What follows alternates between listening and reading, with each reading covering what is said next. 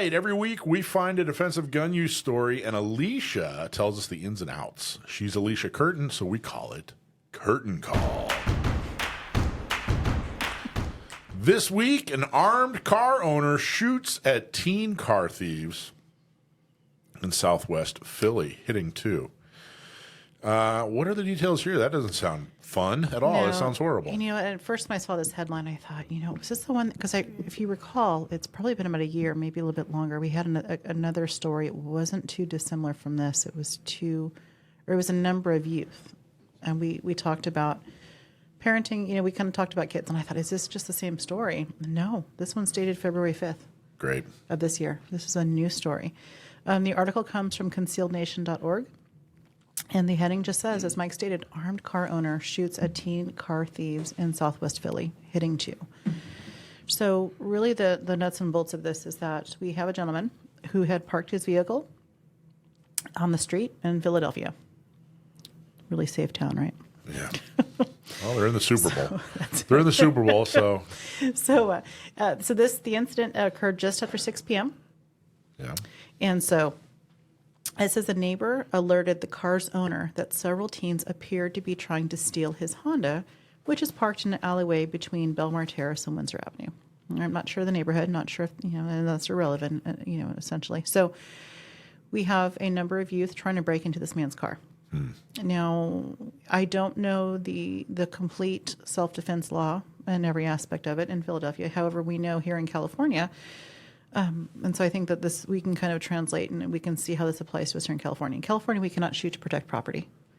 We can't defend property. So this gentleman was not in his vehicle. There was nobody in the car. It was simply parked. He got a notification that sounds like, there's likelihood that we have some teens trying to break into his car, and so he decides to go out.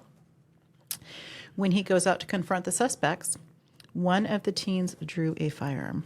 Good Lord. So these are kids. How old are these? We know that 2 of them were 13. They don't give us the ages of the others. 13 years old. So this guy Correct. gets notification that his car is being messed with. He goes out to see what's going on, and there are a number of kids. At least 2 of them are 13, and at least one of them pulls a gun on him.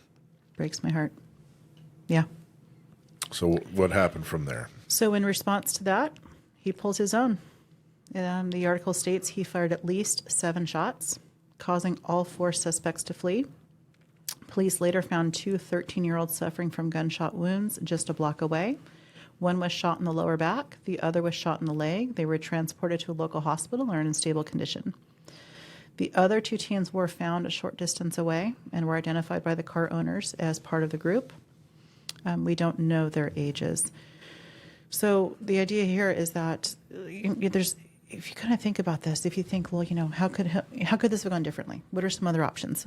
Because the reality is, if this were you, what would you do? If I was to come and say, hey, Mike, there's someone breaking into your car in the parking lot. I'd probably go out there and check it out. I mean, right, that's our human nature. Yeah, I mean, call the cop. I mean, you can't know what's going on. Who knows what's going on? You can't know. Well, this is 2 13-year-old kids with a gun.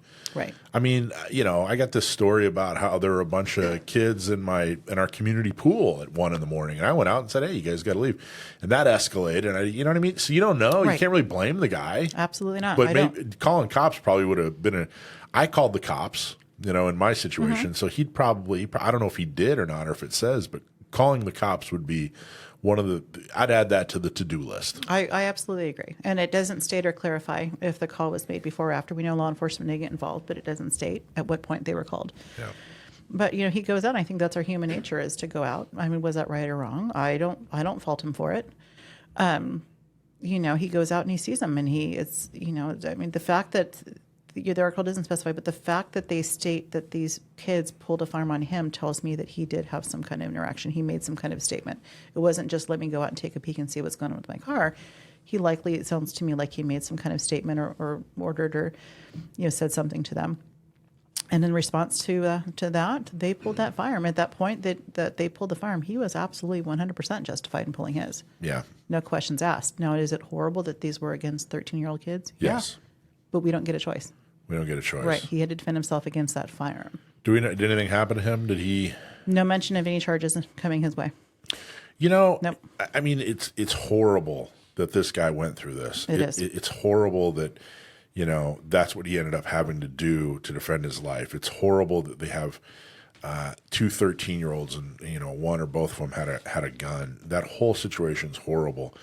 But the whole time, I can't stop thinking that there are a bunch of extremist anti-gun people, and this is going to add to the statistics that they use against us to take our guns. Right. So they're going, hey, look, two 13-year-olds got shot, gun violence against kids. Mm-hmm. When it's there's not going to be any mention of the gun violence that started with the kids. There's not going to be any mention that there were 1,000 things that went wrong, that these kids ended up being professional criminals at 13 with an illegal gun. This isn't their first vehicle they broke into. Right. No way. Probably there's no way. This isn't their. They weren't just. Right. They didn't get out of Bible study, and decide. Well, this is the day we're going to go steal a gun and break it. I mean, no, of course not. But they're going to use these statistics and they're going to pull on heartstrings and try to make people believe that there's this, there's this epidemic of kids getting killed by guns. They're going to use that against us to take our guns. Even though this wasn't this was a legal gun owner. This somebody was trying to defend himself. This isn't a problem with sane, trained, law-abiding gun owners. This is a problem with somebody who decided to be a professional criminal when they were a child. Yep. Just think back. What were you doing when you were 13? I was riding bikes and throwing dirt clogs at my friends. You know what I mean? And these kids are, Grand Theft Auto with a gun. And before anybody gets up in arms too about the fact that if there was one gun, it sounds like he shot an unarmed kid. When one is armed, they all work in concert. Well, not only that, but this guy's terrified for his life. Right? No, absolutely terrified for his life. But it just absolutely just kills me that somehow this is a weakness in the second. This is the fault of gun owners and the Second Amendment.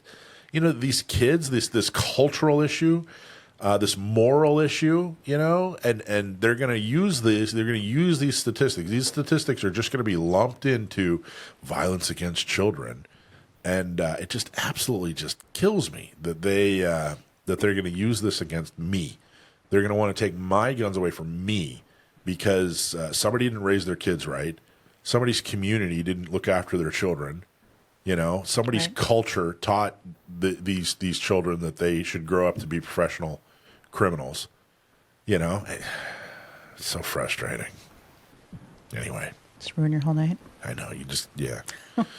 What else? Anything else on that? That's all. The article, it's still very new. This just happened just this past week. So there's no mention of, as you asked, there's no mention of any charges against this guy. There's no mention of where did the gun come from.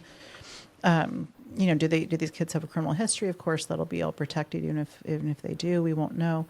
But it just breaks my heart that that these kids got that burr in their heart to take to go this course. Every piece of this story is heartbreaking, but I'm glad he's alive and survived. Absolutely. And good for that guy. Okay. Absolutely. Hey, everybody. Thanks for watching. I'm Michael from Gun Owners Radio. If you liked what you saw, please don't forget to like, subscribe, share, and make a comment. Help us out. Go to gunownersradio.com. Thanks for watching.